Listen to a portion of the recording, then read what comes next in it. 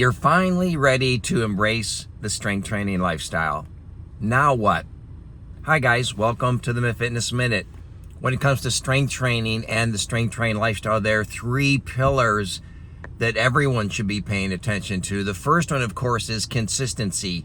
You win over time when you're strength training. You can't take an on again, off again approach and expect maximum health benefits. So committing to consistency. At MEDFITNESS, we prescribe 2 full body workouts a week as a way of making consistency doable and bite-sized. Number 2 is to focus on quality. There are a million things that can and do go wrong in the average strength workout. So make sure you know what the proper form is.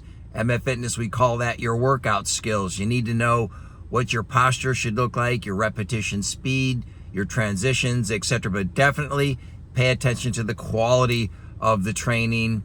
And lastly is work hard. We now know from 4 decades of research that effort matters in a big way when you're strength training.